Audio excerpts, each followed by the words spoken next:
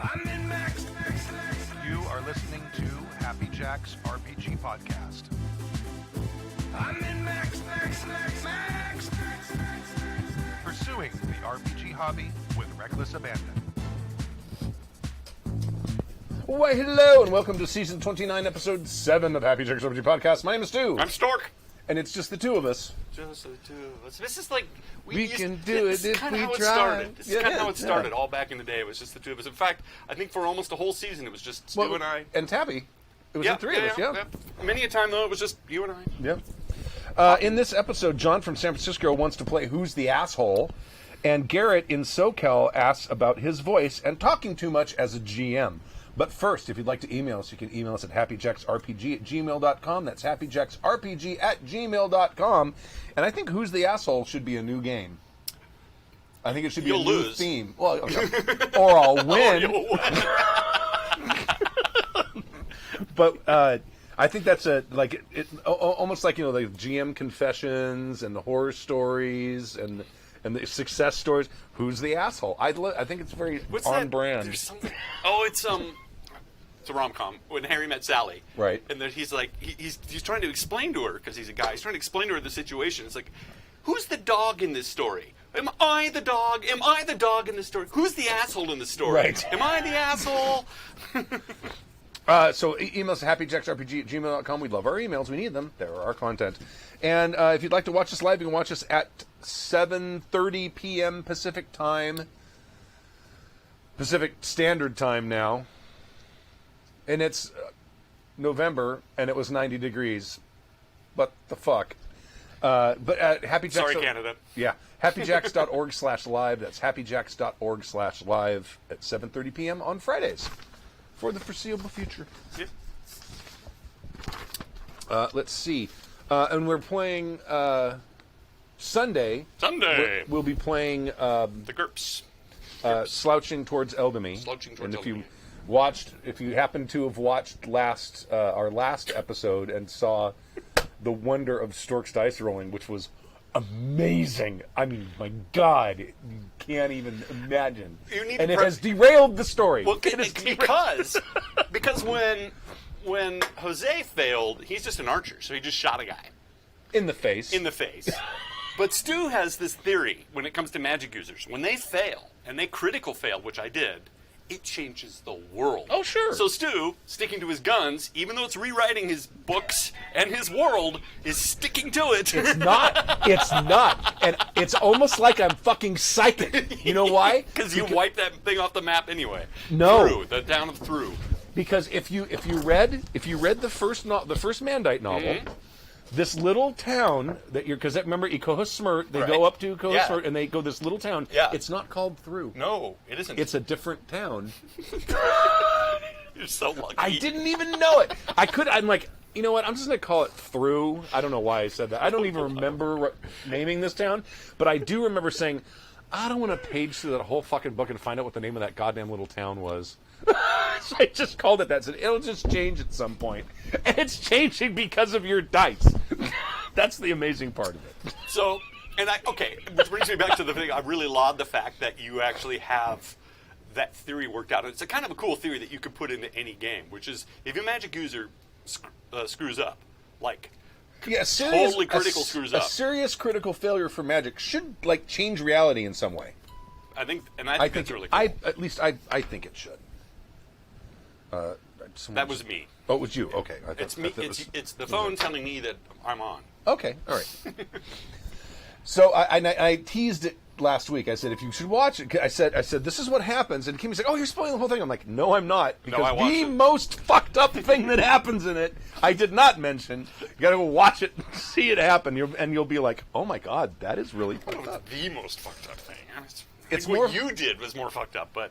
And to be fair, in GURPS, when you roll an 18 on the failure table, it does say something like summon a demon. You summon a demon or something, and it says you summon a demon and it immediately attacks the party, or some other equally horrible thing. And I didn't. It would have been if I would have summoned a demon and it had come in, it would have killed the whole party. Summoning a demon is a TPK. I don't care how high level you are.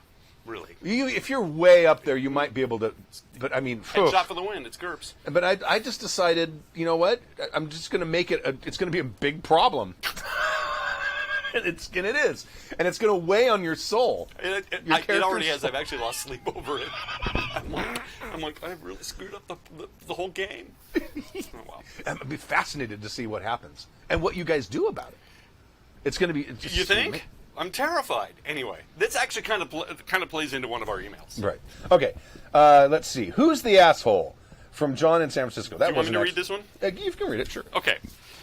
Dearest. Or we can take breaks. Sex. It's 3 pages long. The shower. Mm-hmm. I have a hollow story and a few questions, and I'd like to hear your thoughts on. First, the story. I was playing with my group, a mix of guys I'd met in high school and college, and we were all in our mid-20s and played a few different systems, mostly GURPS, 4E, World of Darkness games, with a few attempts at Rifts, Shadowrun, Cyberpunk 2020 thrown in. Excuse me. Because those games are all so amazing in some ways, and it hurts to not at least try to play something that beautiful. No matter how broken the actual games wind up being at the table, as it turns out, the same can be said about World of Darkness and 4E, and maybe even GURPS. Nope. Maybe broke. For all RPGs. Is the promise of the perfect RPG always just over the horizon? That could be a whole topic in and of itself. Oh, sure. You've opened up a Pandora's box there. Yeah. But I do like the thought. Is the promise of a perfect? Because I don't know if there is a perfect RPG. No, of course not. The perfect RPG is the one you're having an amazing time playing. Well said. There's a T-shirt.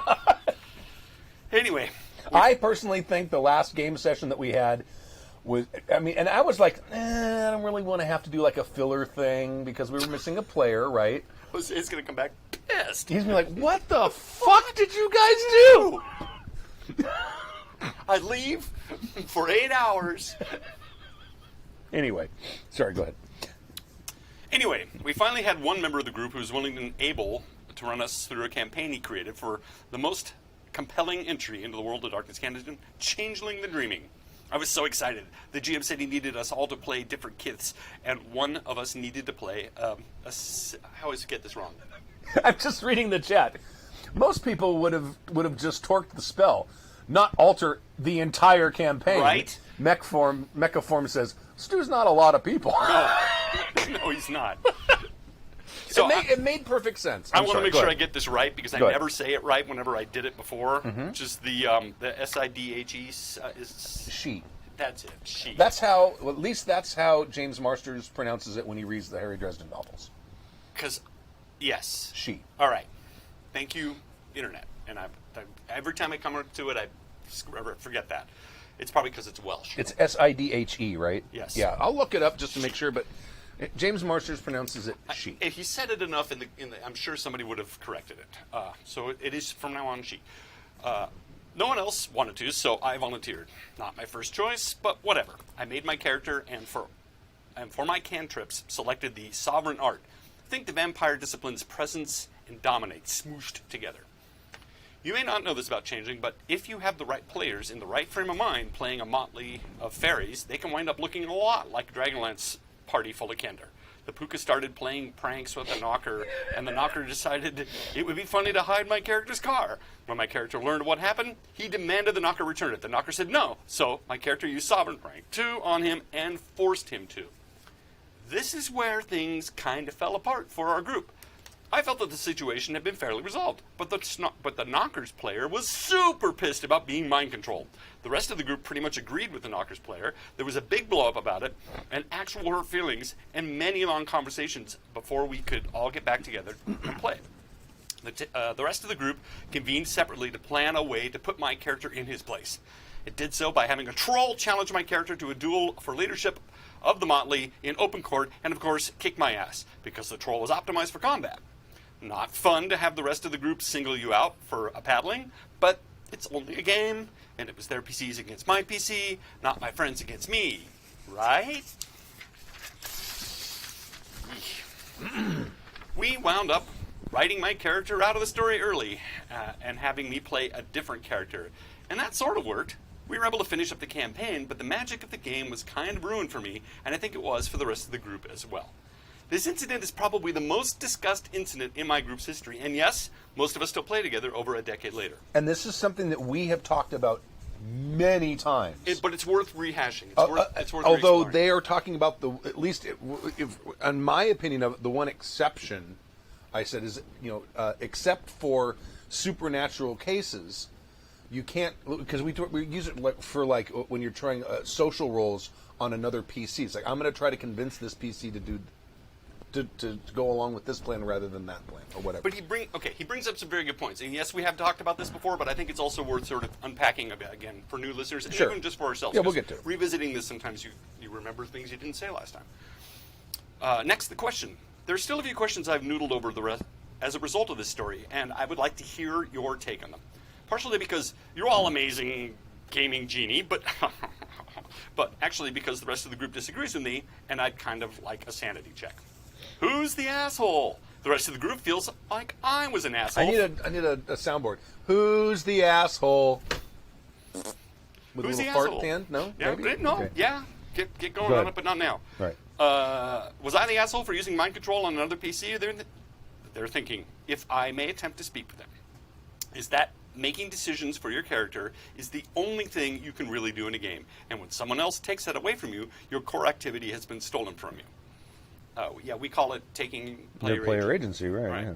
I feel that the Knocker's character was being an asshole. The amount of agency he lost wasn't really all that different than the amount he took from me by hiding my character's car. He shouldn't have picked a PvP fight if he didn't want me to respond. My response was proportionate and maybe even restrained. If you take something, I make you give it back, we're square. And if your character can fuck with my character's abilities to do things by stealing gear or incapacitating him in combat, then my character can fuck with your character's ability to do things via mind control, because that was his build. That's how he attacks. Is mind control a special category of leverage? A core part of our disagreement centered around the question of how mind control should be off limits, even when theft and combat are on the table. In all other, you skipped a. Oh, did I? Mind control be used in a PvP situation. Can be used in a PvP situation. The rest of the group seem to feel that direct mental control should be off limits, even when theft and combat are on the table. In other words, I can take or disable your character's things. I can beat your character into submission physically. I can tie your character up. I can even kill your character, all of which result in limiting your ability to interact as a player. But mind control is in a special category, and no decent person would ever use it against another PC, even when that PC is using other things against him, like theft and physical force. I didn't ask for PvP conflict and would have preferred not to engage in it, but I wasn't able to sit down for it either. The Knocker had ranks in stealth and used them to mess with my character. My character had ranks in sovereign and used them right back. Then the troll used his ranks in melee to weigh in against my character. C'est la PvP, non? But maybe there's something about mind control that just makes it worse for some reason. Maybe it's really less of an invasion to have another PC kill or incapacitate your character than it is for them to dictate actions for them. How can a group handle the risks of PvP conflict? I think a big part of the fun of an RPG is the bleed, getting to be someone else for a while, getting to feel. So you know what? I got to circle that because I'm not sure that that's actually.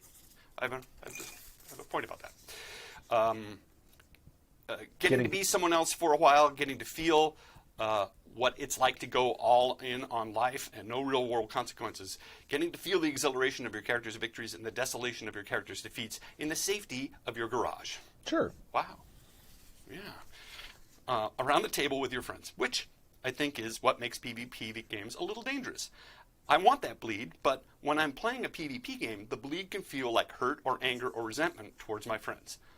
The incident described above really did strain our real-world relationships, which was incredibly sad. How can I keep the fun of the bleed without causing bad feelings between my actual friends and my actual self?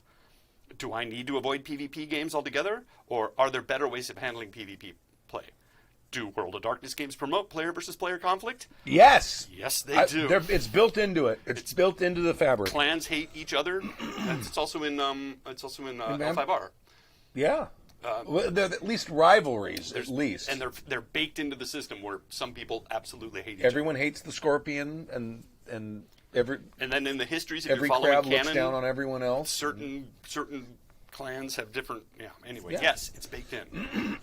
I've always wondered if some of the problems in the game had their roots in our attempts to play true to our splats, which I guess we were alluding to. Was the Puka instigating problems with his constant pranks? Was the knocker messing with the Shi because knockers are supposed to be grumpy and rude? Was the Shi making his face just a little too punchable by playing true to the haughty Shi type? All very good points. Years later... You made your face too punchable. Years I'm later, sorry. reading through... I had no choice. I think that explains most of my high school experience. Years later, reading through some splat descriptions, I realized that all these different disagreements and prejudices spelled out in the outlook sections of each splat. Yeah. This seems to be true for all games in the line, not just Vampire, and not just the obvious ones like Dream Speakers and Virtual Adepts, Red Talons, Swaggers, Knockers, the Shi, all the splats. They build that stuff into some inherent probably points. all of them, I think. I haven't read through a bunch of them I haven't read, but All the splats have some inherent points of conflict in which with each other baked into the fluff and often into the crunch too. Add to that our kind of core game themes of power and arrogance, and the fact that for so many of us gamers, the table is a place for us to finally stand up for ourselves and punch back after a week of taking it on the chin. right. Yeah, there's some truth to that. And I think you have a recipe for some pretty intense PvP conflict. I think our group avoided bumping up against this for as long as we did because we mostly played Werewolf, the Apocalypse. And in that game, the situation is so dire and the enemy's threat so immediate that a pack can believably put intertribal conflicts and maybe even conflicts for the other changeling breeds aside long enough to fight the worm at the gates. The beauty of the World of Darkness games was the rich setting from the world and the concepts to the art. Sure. It's not reading the rules book, that's for sure. It's not organization. It's not hidden, indexes. It's hidden in artwork. I know. It's like in some comic serif font, and it's in gold, and I'm trying to decipher it like in the middle of a black background in like 0.4 pica. But I digress. Yeah, on white paper with gold ink. the frickin' mage book, Jesus. Unreadable. And the supporting content, hundreds of books, with a game system that didn't entirely suck the fun out of the game most of the time. But we're all still playing them today, and I think the inter-character tension they promoted is part of the reason we stopped. Well, that and the fact that the new line of games completely sucked all the magic and wonder out of the setting and replaced it with dreariness and despair. Finally, that's really said, dreariness and despair. Finally, an imperative command. Drink, you slimy maggots. Drink! Max. I'm out of... John in San Francisco. Someone bought... P.S. I don't have anything to include in the obligatory P.S., so drink again. Oh, wait. Yes, I do. Go Giants. Boo Dodgers. I believe that's a sports Our reference. sports team is far better than your sports team. They make more goals. Yes. Or points. Yes. That was a sports reference. Our sports team is mighty. Yours is less mighty. Speaking of... How you like that? Speaking of conflicts All right. inherent baked into the system right there, right? All right. Like we arbitrarily assign like rivalries because for some whatever reason we want to fight each other. Yes. We're tribal.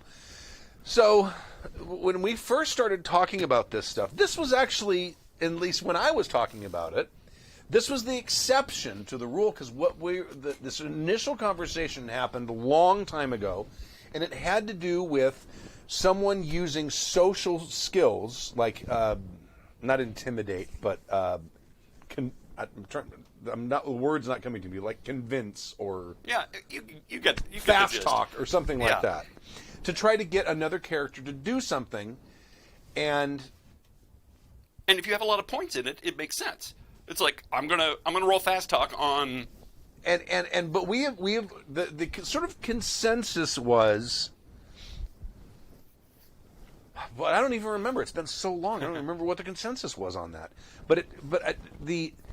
I was of the belief that the players you need to stop the game, and the players need to have a sort of let's say I'm using fast talk or convince or something, some sort of skill that is going to try to get you to be on my side on a particular issue, and my take on that was at the time if the player trying to convince the other character gets a very good roll, then you sit down and have a conversation, and it would be something like, because trying to get someone who believes something strongly to change their mind is nearly impossible if the internet has taught us anything. It's nearly impossible in real life. It is. You're never really is. You're never going to go to I don't know. You're not going to talk your way past a guard in front of a military installation. You're not going to convince a Scientologist in a conversation on the street that he's wrong. I mean, how Right. how funny is that would be? He's like, what a fool I've been. You're right this Right. whole time. What was I thinking? It's just not going to happen. No. So what I would do in that situation is I always think of social skills are ways of applying leverage, and ways of trying to figure out what it's going to take, what sort of pressure it's going to take to get someone to do what you want them to do. Right. And thinking you're going to change their mind is just unrealistic in real life, and it translates especially if it's player character versus player character.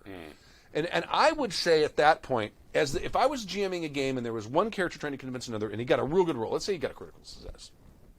Okay, I'd go to the other player and say, what would this character have to do, have to promise, have to say to get you to change your mind on this issue? Yes. And it may be, I wouldn't. Right. Or it might be, well, if he offered me something. So yeah, it's a negotiation more than anything now. But it's out of character. Yeah. And it's a meta game conversation. And say, what is there something that he could do? And I'll say, and then because the whole point of a social character is they know people, they know how to read people, they know what people want, and that's how they get them to do things, right? They're using mind control. No. They're trying to convince them, and they're trying to use leverage or pressure to get someone to do what they want. And that may very well be something like, I'm going to promise to do something for them in the future, or I'm going to bribe them, or maybe I'm going to threaten their family, or I mean, if you're going to get real dark, it could be all kinds of things. And they'd say, well, he'd have to threaten me in order to do something like that. Like, and then it would say, okay, so you have now made your roll, and you are now convinced. In order to convince this guy to get this person to do what you want them to do, you're going to have to threaten his children. Are you as a character willing to go there? Yeah. willing to go to that dark place in this situation, which is already a little tense between your characters? Mm-hmm. You know, and if they are, I would say go ahead and let them do it. Yeah. And if not, if the player says, there really is no way I would ever do this, then I would just tell them, you know what? There's no way this guy's ever going to do this. And it's like goes against everything he believes, blah, blah, blah, blah, blah. Because that's what social skills really would do. Right. Right? They would give you insight into how you might be able to convince the other person. They don't magically change their brains. No. And I've always said, except with magic and psionics and things that actually where you can shape someone's mind, that is the best way to handle that sort of conflict. Now he's talking about mind control. Yeah. Because I'm assuming sovereign is like a she, like you're all part of fairy, but you're like part of the nobility, or well, they're all changelings, but so you got a parent who's a noble, and you're basically lording your status or your parents' status over the other character, I'm assuming. But is it actually a mind control? He called it dominate, and he called it sovereign. But it's enough of a mind control to be mind control. I think you could just call it mind control without getting caught up in the words. Let's just call it. You're dominating and taking over someone's will. Right. So, the nuances and the crunchiness of the words is, in the general sense, you are in fact taking over someone's mind. So I would say in this sort of situation, that is the power this character has. He's built around it. That's what he does. Right. He doesn't attack with a sword. This is how he attacks. Right. And is he robbing player agency? Yes. Yes. The same thing would happen if I had an NPC with mind control that mind controlled another player character. Yes. No one really complains about that. They do. Well, they might. But they shrug it off after sorry guys. If everything's above board and the dice are out on the table and it's like, well, yeah, you got me. I mean, most people, reasonable people would say that and play along with it and try to figure out how to make that fun. In this kind of a situation, I personally think you would have done very well to have a very specific, you probably should in the future if you guys ever play together again, have a very serious Session Zero conversation about, especially when you're playing World of Darkness games. World of Darkness games, you're absolutely right. Player versus player conflict is, well, PC versus PC conflict is built into these games. As much as I like World of Darkness, I've never been a fan of PC versus PC conflict anyway. Right. And I always find myself getting attacked or attacking other people in these games, and it makes me uncomfortable. It's stressful to me. It is, especially if you are someone who really kind of takes on their character as a persona. It's not easy to divide that and not take it personally on a certain level. I don't even like playing video games with PvP. Right. Get my ass handed to me by some 13-year-old. Fuck Right. that. It's like, I had a bad enough day. I don't need that on top of it. He dances on top of your body. Teabags me. Yeah, Right. that's like I was just like he brings it up in the email. I just spend all day getting yelled at by a guy. I don't need a 14-year-old to humiliate me online too, and I'm just trying to have fun. Right, exactly, right. So I mean, I personally think that in this situation, there should have been a conversation ahead of time. Now, obviously, that didn't. Or right then and there, because this is the kind of thing where you don't necessarily see the ramifications until it happens to you once. But right then and there, the GM should have said, "All right, we need to talk about this. Are you okay with him telling you about this? And if not, why not?" And then you discuss all of this stuff ahead of time. It's like, because a discussion needs to be had. Right. But I don't know. I don't think he's the asshole, because other players were already starting to do things against each other. I have strong opinions about this too. So I agree with you. I don't think he's necessarily the asshole. The fact that they all then had a secret meeting to figure out how to get revenge on him, and the GM was part of it. Oh, I've been in a game. I GM'd a game where that happened. I GM'd a game where that happened. And it happened to me a long time ago when I was college. a kid. We ended up killing another person's character because he was an assassin and he was stealing shit from us. So we killed him. Right. And the kid was all pouty and mad and went off and made a min-max character to come Of back. course, we did the same thing. Because he was a 14-year-old boy, and we were all like, but your character was stealing from us and was trying to kill us. Well, I mean, I'm an assassin. I was like, so we killed you. I was just doing what my character did, and we just did what our characters would do. So, and that does tie in with what he's saying. I want to backtrack a couple of things. You brought up some interesting points. First of all, social skills. This is something that always amazes me, and I need to remember that the con in con man stands for confidence. Yes. They gain your confidence. And a con man is essentially an expert at social skills. Right. Reading micro-emotional cues, listening to the tone of your voice. Being very likable. Or at least personable. knowing, and then figuring out what it is you like and then saying, oh, I love that too. All of that stuff to gain your confidence. And in some ways, I think that in order to play that kind of thing where you're making a social check, it almost needs to be a meta. You need to zoom out and go, all right, he succeeded in his role. He's making some really good points. Right. And some of his points make a lot of sense. I mean, how are you going to take it? And take it away from the role-playing for just a moment. You just zoom out and you see the big picture and they're talking. If you keep it in the role-playing, that may exacerbate the sort of feeling that it's a personal attack. Oh, totally. And, this happens a lot. There's some arrogance and pride that gets involved in role-playing. I mean, I've known people that would rather die than get taken to jail. And it's like, no, I have a prison escape planned. It's going to be great. You can't. You can't club me over the head and take me to jail. You can't take my sword. You can't take my sword. And it's the same thing. They got. I'm going to kill myself so that you don't kidnap me. You're like, really? But it's going to be a jailbreak. Jailbreaks are fun. No, you're taking away my player agency. You kidnap me and you put me in a jail cell. I'm going to kill myself. I'm like, okay, all right, whoa, stop. We'll do something else. I mean, there's this whole like sacrosanct player agency thing. Player agency gets taken away every time there's combat. That's exactly right, and that's what he says. That's what he was bringing up in here. So I wanted to point out the fact that he's also using the word bleed, and I reserve that for when bad events or events in your game affect you emotionally in the real world. Right.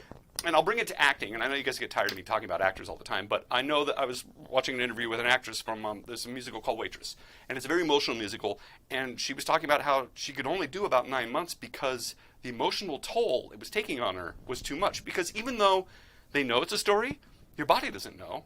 So when you work yourself up into a situation where you could cry or you're screaming, 7 shows a day or twice on weekends, oh yeah, your body doesn't know.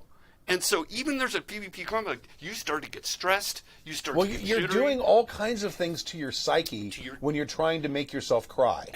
But even Because you're bringing up old emotions and things. and there's a physical effect Oh, that sure, happens to you, yes. and it will literally tear you down. Your body doesn't know that you're not having a mental breakdown every night. Right. Your body reacts that way because you're basically having a mental breakdown every night. The same thing happens in role-playing games. That's the role-play part, is that you put yourself in a situation where you are stressed out and maybe having a breakdown that night, and it will follow you to the next day. And that's part of the reason actors are so screwed up, is because they put themselves in these vulnerable, bad situations all the time.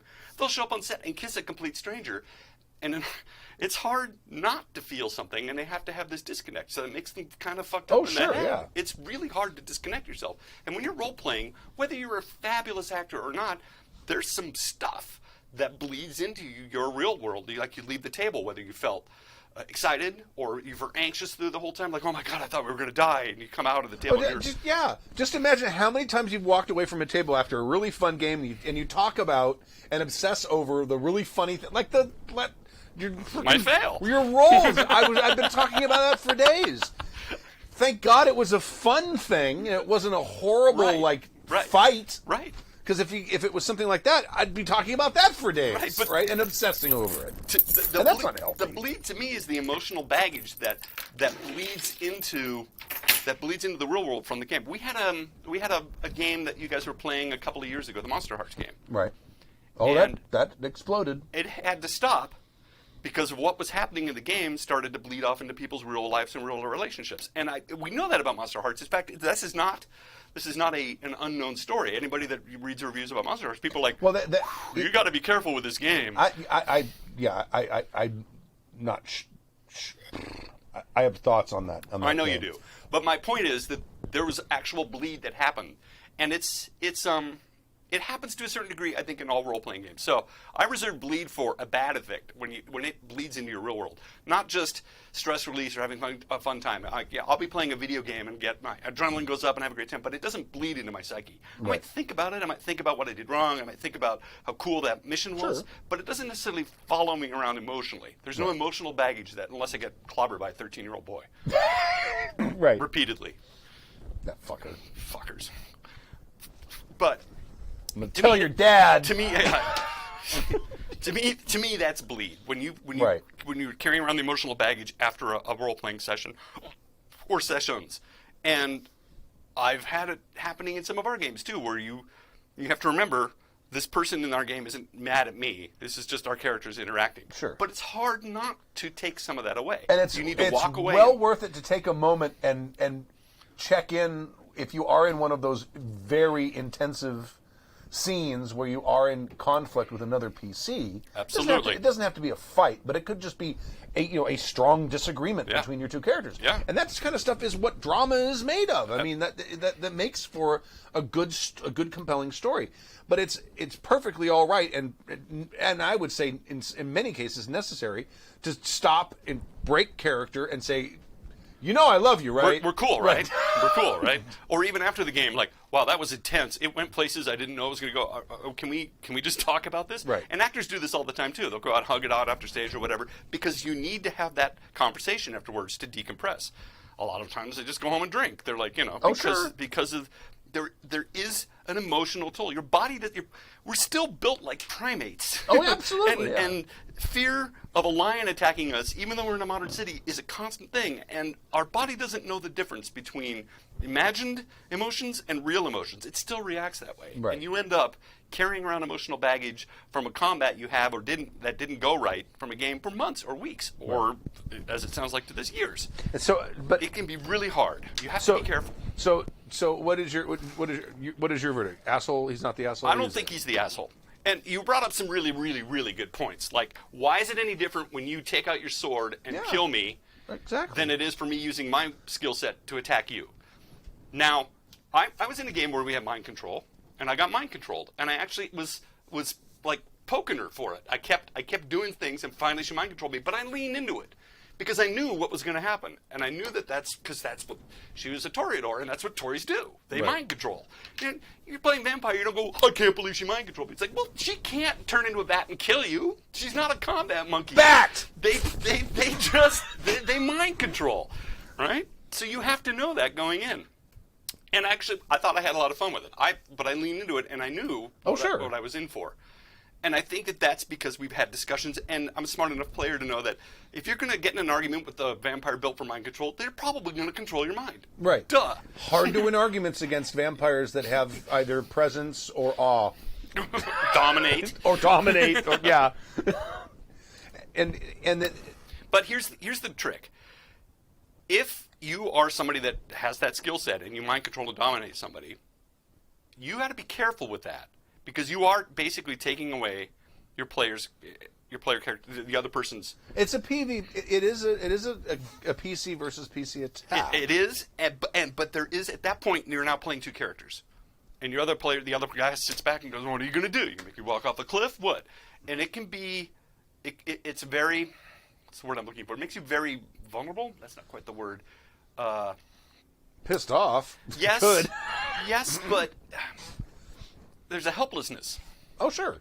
And I think that falls down to a real base reptile instinct where we're like, I don't want to be helpless. Especially if you were getting amped up because you were in a conflict with this other character about what we're going to be doing, and you guys are getting your ire up, and then all of a sudden, the rug's pulled out from under you. It could, and I think, but I don't think he was the asshole for doing it. No, I mean. I don't think now. You can say that you took away the character's agency, but there's ways to play mind control so that it doesn't necessarily have to look like that. So it doesn't have to feel like that. And you weren't mind controlling him for the entire game. It's not like your character's now going to give me your character sheet and play two characters. You make up a new character. That wasn't that. No.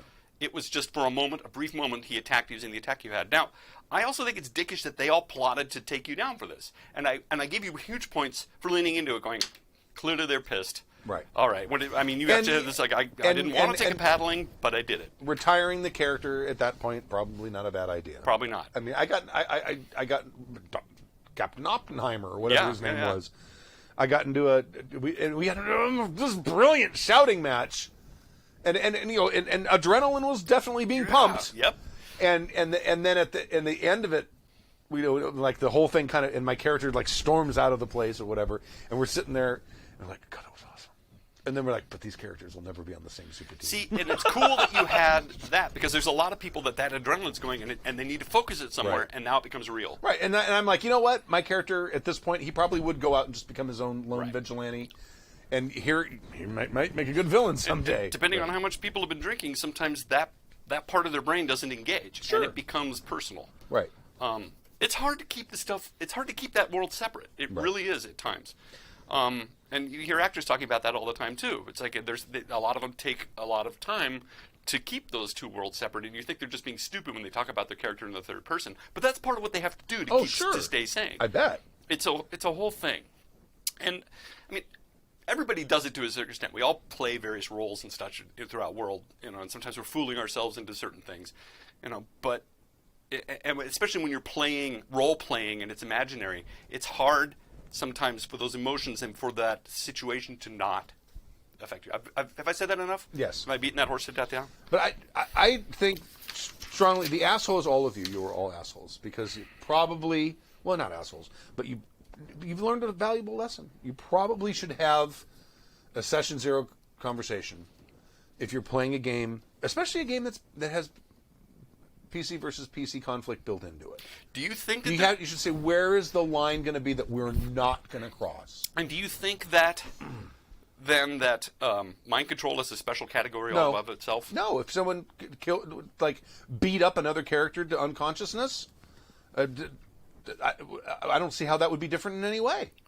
I mean, yes, you're taking away the player's agency for an amount of time. If you're doing it for a long amount of time, that's a real dick move. But so is killing someone's character. Yeah. I mean, his points are very valid in this respect. A lot of it, too, is sometimes people get blindsided and they don't make the right decisions right then and there, and then they're too proud to back down. Sure. It sounds like this party ended up killing your character and all of that. The GM was complicit in it. and now everything's better because they killed your character, because people were probably too proud to think back and go, maybe I shouldn't have done that. I shouldn't have done that. Right, because I kind of started this whole thing. And I don't know how old they were when this happened. Right. That may have a lot to do with it. I'm not sure. But yeah, I think it's just, this is a great lesson for why you want to, if you are going to play a game that has PvP in it, you need to see where the boundaries are going to be. Or even if you just get at a PvP situation in any game, because it can happen in any game. That's true. And if you haven't had that conversation, I think you need to stop and say, where's the line going to go? Where's the line going to draw? Yeah. And then you also have to have a conversation about what it is you can do with dominate and mind control, and what it does to the person. Right.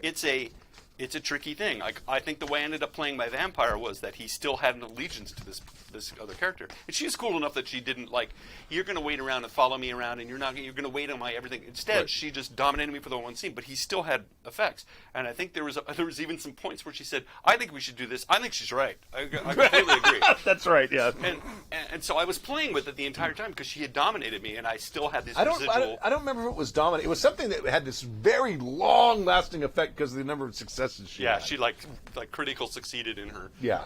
It was so I kept leaning into it, and it was fine. But she was also a cool enough role player because she could have had me in a collar and a little G-string thong, following around, feeding her, virgins. Anything. Well, it's a vampire game. I know. But she could have, but she didn't. But I still leaned into the fact that she still owned me if she wanted to. Right. And in fact, there were a couple of times when she said, "I need you." "Yes, ma'am. I'll be right there." And it was fine because in some ways it kind of gave my character a clarity of purpose. All right, I know what I'm doing in this scene. I'm helping her out. Right. Do whatever you say, sir. Is that scene from Forrest Gump? Do you know what your job is here, Private Gump? To do whatever you say, sir. All right. Thank you, John from San Francisco. Appreciate the email. Very interesting. Okay. Hello, Happy Jackers. In pre-COVID times when I would run RPGs in person for 4-hour sessions, my throat would often start getting raw at the end of the game session. A couple of times my voice would even get a little hoarse later in the day after the game was over and the players had left. This has been less of a problem for me more recently when running shorter sessions online. However, since I hope to get back to running longer in-person games sometime in the future, pandemics and family responsibilities permitting, I think it's a good idea for me to seek advice on this topic ahead of time. Now, I know what your first thoughts are going to be, and he was absolutely right when I pre-read this email. This GM should stop talking so much and let the players talk more. That's exactly what I thought when I read this. He says right here, I've been a listener to the podcast for a long while now. So he knew. You are surely thinking, by the you way, know us too well. Mechaform, I like it's a win-winny situation. But hold on. Way to pony up with the puns. Now you're beating a dead horse. It's glue. It's already right there. I know. That's part of my second question. So he's going to ask about that. Please try not to get too far ahead of me while you discuss my first question. I know many of your fine podcast hosts are also performers of one sort or another, so I figure you're a good group of folks to ask this question of. What general tips, tricks, techniques, and therapies do you recommend for helping GMs preserve our voices? And then we'll talk about that now and go on to the second question. First off, something that no one, actors probably do it. And singers warm up. Because your voice needs to... It's a muscle. It needs to get accustomed to being used, especially if you're playing a game where you're going to be talking a lot, not too much hopefully, over the course of 4 hours. You need to be able to you need to get your voice in a place where it can do that. It doesn't have to be arpeggios, but you wouldn't go run a marathon. You wouldn't just step out of your car and then go run a marathon. You stretch and you work. Because there's muscles. Yeah, if you've ever run from something or for any reason, you learn very quickly that if you don't stretch, you're going to fuck yourself. Mm-hmm. So, because I haven't lately, but I used to run 3-4 times a week for miles. Yeah, you actually did really well. You were up to 8 or 9 miles a day. No. Wasn't that you? 3. That's still good. That's like, but running like almost the whole time. That's good. Yeah. You should be proud. That's And- really good. But the amount, 15, 20 minutes worth of stretching beforehand, because if I don't, I'm pulled one of the muscles in my calf, and then I'll be limping for 3 weeks. I won't be able to run at all. So, And people don't think about the singers do, but this is a muscle, but it's also more than that. It's all of this too. To be a singer and to even speak correctly, you're engaging all of these muscles through here. And singers need to warm up. People who are voiceover actors need to warm up. You hear actors backstage going, oh, all the time. And we're not saying you have to do that, but just be aware of the fact that, and we don't think of it as a muscle because we use it all the time, but all of this takes muscle control to it does. to inflect. And when you're GMing a game for 4 hours, even if you shouldn't be talking as much as you are, you can get hoarse after a while. And especially if you're you're trying to paint the scene. Like the other day, you spent a good 5 minutes laying out what it smelled like, what it looked like, what the weather was like. Right. And then you're answering questions. If you have a pesky player like I do that had a litany of questions, you end up having to talk a long time on it. Right. And then there's character voices on top of that. Oh yeah, and some of those character voices might legitimately bad for your voice. Yeah. So warming up is important. The other thing I was thinking was you might actually take or go to and learn a little bit about voice control and voice singing. You Right. can even one class. Learn how to support, how to project. That way you don't have to talk as loudly. The other thing, and I don't remember. I took a speech class Yeah, in I was gonna say. college, and I seem to recall there was a thing about the physicality of how you talk and where you're talking in your vocal register. And if you talk lower in your vocal register, it's actually harder on your voice than if you speak in a higher register that you normally might not. Because I can talk way down here, and I can talk way down here for about 5 minutes, and then I'm done, and my Right. voice is shot. Right. Or I can talk up here, which is a little higher than I normally talk, and I'm projecting more, and I can probably talk a whole lot longer before my voice starts getting tired. There's a whole physicality. There's a bunch of physics involved with that. I've been watching a bunch of shows on voice teachers and stuff talking, and yes, and there's reasons for all of that. The reasons aren't important, I don't know what but they there are. are reasons. Right. So you might, if you are speaking with a low gravelly voice, like if you're like a character or you're trying to set a tone, maybe don't do that. Maybe try to keep your voice in a higher register, so it'll not like this, but just speak slightly in it, like speak up, as they say. And the other thing is, if you are getting, is that me or is it you? It's me. Oh, if you are getting hoarse quickly, you might have nodes or something too. You might want to ask next time you have a physical, ask your doctor about it, because nodes are a thing. I don't Yes. know. I know vocalists who've gotten them. Yes. We know a few people who've gotten Yes. them, and they're no fun. And if you have that, that's tough. That's something. And I think vocal rest is. I don't know. what No, else it's it still a is. thing. Yeah. No, it's still totally a thing. And if you don't speak a lot during the day, if you're in an office or whatever and you're on the phone for short spurts of time, you can spend a lot of time not talking. Because I find myself talking a lot all day long. My job is a whole series of negotiations. How we're going to do this, how we're going to do that. You get on that, we do this. What if I try this? What if we do that? Let me go get this. So there's a lot of talking, and I come home and my voice is very strong. But if you find yourself not talking like I've done today, If my you're voice like is kind of weak and a cracky. software engineer, Yeah. where you're sitting sitting in front of a computer typing silently for hours at a time, Exactly. Now, I would definitely warm up. I then. haven't done much talking today, and I can hear it in my voice. In fact, it's Right. just now beginning to warm up. It's starting to drop in its lower register and all of that. But when I first got here, I was right here on my break the Right. entire time. It sounded like shit. Zoink, Scoob. What are we gonna do? These are the things. These are actual physical things that happen to us, and it's just to pretend like only singers have to deal with it, and only public speakers have to deal with it, only actors have to deal with it. No, this is just part of the human condition. We have a voice. Drink tea with a little bit of honey and lemon in it. Warm up. Yeah. Or throat coat. Yeah, throat throat coat. coat is If it hurts, throat coat is amazing. That's a type of tea. It's got slippery elements. You mainline cough drops.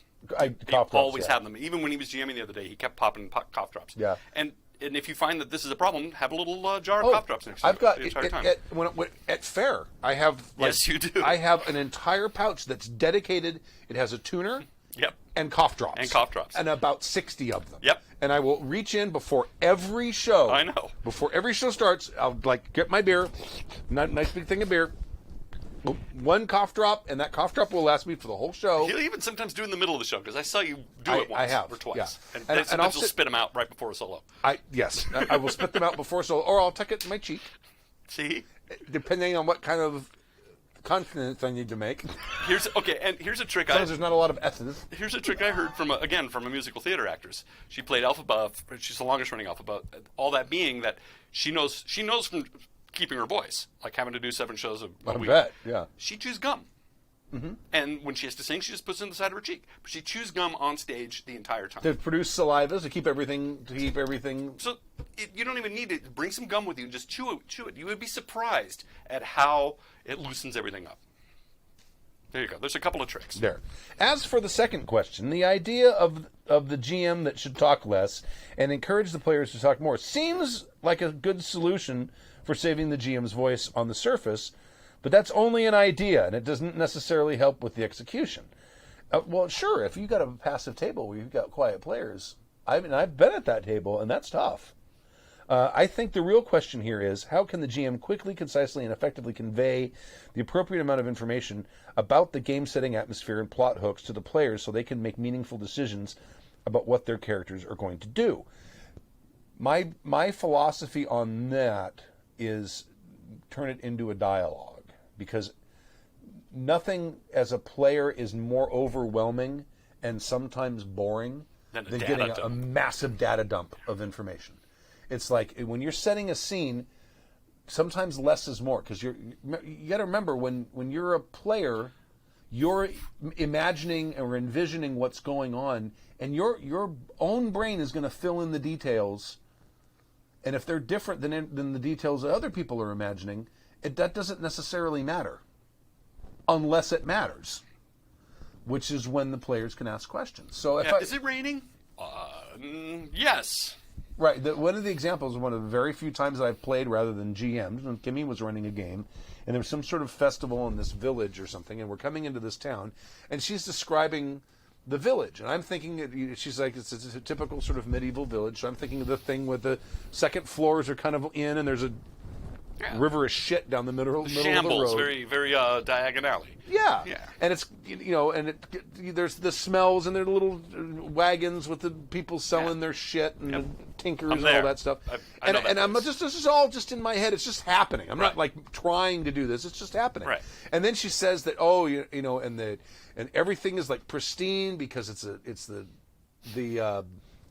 a festival season. So erase. Oh yeah, and then just right away the avenues widened up. They got wider. Banners. The stream of shit down the middle of the road disappears, and now there's bunting, and your brain just does these things, and all you have to do as a GM when you're describing something, you want to give them. You don't need to describe the whole thing. You just need to give them like little bits of details. And like we've talked about this before about don't forget senses besides sight. What does it sound like? What does the place smell like? What does it feel like? Like I did that with when you were in this little, the first thing I told you guys was, this is the sort of country where you wonder why anyone is even bothering to live here. Yes. And right away, that's going to, in your mind, it's like, okay, it's kind of desolate. Pictures of Iceland or the Highlands or something, rocks and scrubby grass, yeah. Right. Like little tufts of grass fighting their way to survive. Sort of a moonscape, Right.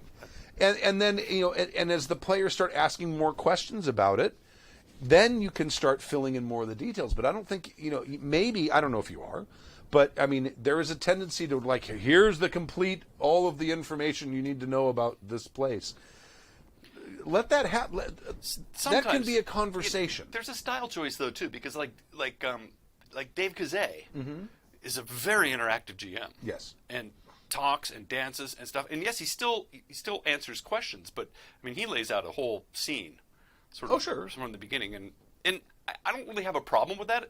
What I do have a problem with is a big data dump. That's another thing. It's like, am I supposed to remember all these names? Am I supposed to remember like what the castle looked like? Am I supposed to remember what the crests were? And I mean, for me at least, I don't know about other GMs, but for me, I think I'm doing a better job setting a scene when the players are sitting there watching and listening to what I'm saying rather than taking notes. If they're taking notes, then I'm worried. It's like, this is data dump. I'm giving them a data dump. I don't want to do. And they're not paying attention. Right, and they're not in. They're out of the scene. It's not putting them into that world. No. So, because you could do things in a short. Like I'll just make this up. So you walk into town. The horses' hooves make sparks on the cobbled streets. Right. As you walk in, you can smell some wares and turkey legs being cooked, and you got the smell of cooked wares. You hear there's some children that run by screaming. As you work your way into the main square, all the hawkers and the sound goes up, and you smell the mixture of smoke and cooked meats. It's amazing. Right. Done. Yeah. Are you there? Absolutely. and if like suddenly something happens. And let's some bandits appear out of nowhere and they're standing in the middle of the road blocking your way and they draw their weapons. You don't need to give the tactical situation prior to that happening. In fact, it's probably better not to, because that sort of spoils the surprise that there's going to be a fight here. Foreshadowing, yeah. It's like, here, let me bring out this map with these barrels and things. Why are you doing that? Oh, no reason. And there's this, really? And it's this far away from here, and Yeah. this is over here, and it's like, oh, that sounds like it might be good cover. I wonder what's going to happen in the next 5 minutes. Why would you tell us where the barrels are? And at that point, then you can get into a little more detail and say, oh, okay, there's this. What kind of cover is around? And then you can start to describe that stuff to the players if you need to do that. So, for the purposes of this question, let's assume that you're setting. That the setting you're playing isn't one the players are intimately familiar with. I should have read this before we started answering. And neither is it your standard medieval fantasy. As the GM, you want to convey plot essential information to the players, as well as provide details that set the tone and atmosphere of the game. The voice NPCs sometimes without waiting for players to decide to go talk to the NPCs. Players don't always notice the little glowing exclamation mark above the character's head in tabletop RPGs. In mystery and role-playing heavy scenarios, the GM has to describe clues and details about NPCs that give the players a good idea of who they are interacting with. Plus, many players are going to need reminding of the rules. I don't think that really changes any of that. Let me keep. No, it doesn't. It's just he's just basically reiterating what we kind of said. Sure, you can write up short setting summaries and in-game news articles for the players to read before the game session, but at best, only half of your players are going to read those write-ups beforehand. Yes, which is very realistic. And for those that do, you can't expect them to remember more than half of what they read, or what was important in that. Oh yeah, exactly. Like, how many times do you read a book? How many times did you read a book in college? And they test you on it. You're like, "Fuck, is this even from the book? I don't know." I think the best way for the game master to get information across to the players remains by speaking during the game. Or am I wrong about that? No, you're not. But I don't think you need to give them all the information all at once. And I would be willing to bet there's information you're giving them that they never needed. Some of that's okay, but yes, it if is it's setting stuff. But I mean, if you're describing things to the point where your voice is you're losing your voice by the end of the session, then that's something else. But I don't think he's talking too much. I really don't. I don't know. I think he's just talking more than he's used to. He seems to be defending about the fact that like I said, assume he was talking when you're too playing much. in a 4 or 5 hour game, that tells as a me GM, he's talking too much. You do a lot of talking. I mean, in a 4 or 5 hour game, you do a lot more talking than a lot of people would all day. Oh, absolutely, That's my point. But I think a lot of descriptions can end up being question and answer. Yeah, and a conversation. It doesn't need to. You don't need to completely and totally set the scene in minute detail. No. You can kind of give an overall feel for the thing, and then as the players are more interested in certain things, then you can say, oh well, you notice this about this guy, or but even whatever. Conversations can be taxing on your voice. Sure. I mean, after you go to a party or a club or whatever, at the end of the oh yeah. I don't want to put too many qualifiers on this question, but in case it helps, let me offer an example of a campaign setting. Imagine a gothic historical fantasy setting where the heroes hunt monsters in a made-up European country in the 17th century. Something like a mashup of Castlevania, Solomon Kane, and Ravenloft. Every detail about the setting doesn't have to be transmitted to the players all at once, but it still makes for a game where tone, atmosphere, and the question of what does my character know about this thing are key to the experience. What do you think are some of the best practices for verbally feeding that information to the players without the GM eating up all the game time by constantly yapping? I just played in a Castlevania Ravenloft game with Christopher Gaunt. It was a fun game. It was a great game. And one of his tricks was, so you enter a castle that is your typical, stereotypical, haunted, ancient castle. There's dust. There's the old statuary covered in things. There's paintings.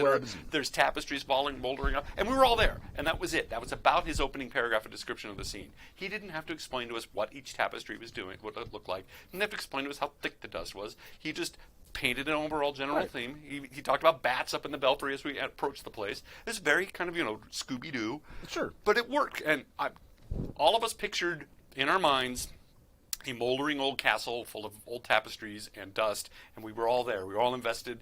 We all had a different idea of what it looked like, but we were all there. Sure. I very much appreciate any answers you folks have for me. I'm looking forward to hopefully going to Strategicon or two next year, and maybe even taking my family to next year's Ren Fair. Oh, excellent. Maybe I'll say hi to some of you in person, though I should probably keep my kids away from the Rogues Reef stage, depending on how old they are. That's a good idea. It's actually how we met Dave. Until they're way older. Rob and a couple other people. They recognized our voices. And At the Renaissance Fair. Because they lived local, and they came in, and now they're good friends. Mm-hmm. Hopefully you're all doing well and staying healthy in this ridiculous time we're all trapped in. Sincerely, Garrett in SoCal. Is it me or your email writers lately lost the habit of telling you to drink? Why is that BS? Drink. Because we're both on the wagon. Yeah. So, okay. I think we've pretty much answered that. I think so. During the course of our ramblings here, we talk too much. Yeah, we talk too much too. But we're professional singers and talkers. But I would definitely make sure you always have a beverage handy, and warm beverages really do help a lot. It's not necessarily as refreshing, but boy, can they make your throat feel better. Not hot, warm. Have some gum. Have some pastiches, as they call them, for the throat coat. Oh, for the Fisherman's Friend. Oh, Fisherman's Friend. Oh yeah, buy those. They're great. Oh yeah, you're gonna love them. They taste great. What is it you said? They taste like hate. They taste like hate. Yeah. They work. They do. I gave one to my daughter once, and she's never forgiven me. It tastes like someone took the most bitter black licorice they could find. Yeah. And straight vanilla, no sweetener. And mixed it with hate. That's kind of what it tastes like. And it's a tiny little innocuous sort of gray wafer thin, and it is, whew. You know they say Altoids are curiously strong. Yes. Yeah. These are actually worse than Altoids. Oh. And I like and no minty. I mean, there is a little bit of sweetness to them. There's a burn even. There's a burn. There is. I like them, and I've developed a taste for them. But yes, they are very hateful. Also out of the ordinary. Yes. Well, he was saying the same thing. If you might have nodes or something too, and also losing your voice quickly is also a sign if you have diabetes. If your blood sugar gets too high. Let's not scare them, man. Oh my God, you have diabetes. It's a tumor. Stu is a self-diagnosed hypochondriac, so don't let him scare you. Well, I have diabetes, and when my blood sugar is real high, I got to be real careful because I will lose my voice after 15 minutes or 20 minutes of talking. Because but also, it fucks with you. I've discovered it fair. The singing isn't the problem; it's the talking. Yes. And I have to remember to put my voice in a different place when I switch from singing to talking and back again. Because I tend to talk in my upper register right here, and it's not necessarily right. I need to put it here with a little bit more resonance so I don't have to push so hard. Right. And it's not as hard on my vocal cords. But I'm up here all the time talking, and the next thing I know, I'm right at my break. I'm riding my break, and then it destroys my voice. This is more information than you needed to know, but it still harkens back to the fact that this is a frickin' muscle, and you need to work it out and be aware of it. It's something we take for granted. We think it's just talking, but it isn't. And your voice will change as you get older. You know what? black licorice gets a bad rap. It really does. And You love that fucking James salty V. black licorice. God, I've got to the point where I actually like it. I actually like that shit. What was that called? The monkey poo? Oh, I like licorice, but that combined... It wasn't even like salt. It was like potassium chloride or something. So it's like a salt. It's not super table salt. It's like yeah. super salt. So did you hear my idea for the next vampire game? No. What We Do in Shadows, L.A. Okay. But it'll be based in Glittering Night. But and I'm going to make a glossary. Have you been watching? No, it's something I need to catch up on. I'm taking the month off right now because I have one show ended and I have an opportunity for another show in December, and I'm just taking the month off. So I've been watching a lot of things. I finally caught up on I watched Deadpool. Okay. I watched that Hunter show. Anyway, I will put it on the list because I do need to catch up. Fuck, it's funny. Fuck, it's funny. But in fact, I'll do that tomorrow. I guess the main vampire, Nandor. Yeah. He's like, oh, I'm so tired of life. Da da da. It's all tired of life. So he's thinking about going into torpor, but of course they don't call it torpor. They call it, I think I might have a super slumber. The great thing about this game is this is clearly based on the vampire game. Just It like almost seems like it is. I'm sure it was just like. Well, it's based on the movie. Just like Underworld movie was based on the vampire books as well, because. I mean, it's like the vampires have a war against the werewolves. Where have I heard that before? Oh wait, there's certain vampires that. I don't know. Timeline-wise, I don't know if that works. It does. All right. Are we doing world building still? No. Okay. No, and we're at an hour. All right. Music. Woohoo! I picked it right. I was going to say I was ready for it. Thank you for joining us for season 29, episode 7 of Happy Jack's Review Podcast. My name is Stu. Stork.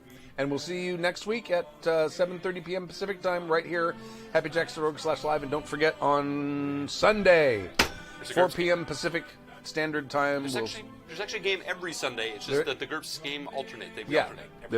But this Sunday, it's GURPS. Yep. And thank you very much, and we'll see you next time. Bye. Bye-bye.